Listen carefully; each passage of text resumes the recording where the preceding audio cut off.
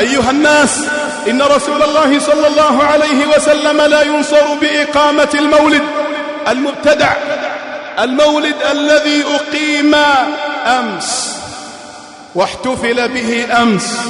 لا ينصر رسول الله صلى الله عليه وسلم بهذا المولد، بل أن هذا المولد يعتبر بدعة يكرهها النبي صلى الله عليه وسلم. هذا المولد أيها المسلمون عباد الله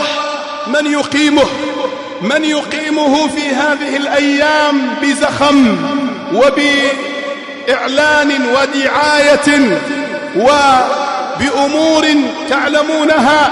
الرافضة الحوثيون يقيمون احتفالات، يأكلون ويشربون ويخزنون ويسكرون ربما، ويأخذون أموال الناس ويرقصون ويضربون من أجل رسول الله.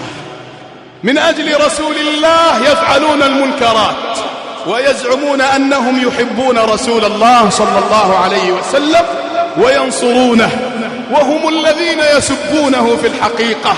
هم يسبون عائشة ويسبون أصحابه، وسب عائشة يعتبر سبا لرسول الله.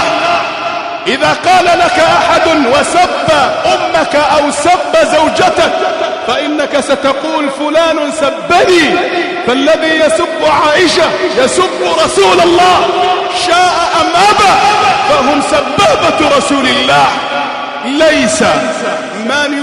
ليس ماكرون بأحق من الذم من هؤلاء الرافضة، فكلهم سواء في السب والتنقص لرسول الله صلى الله عليه وعلى آله وسلم.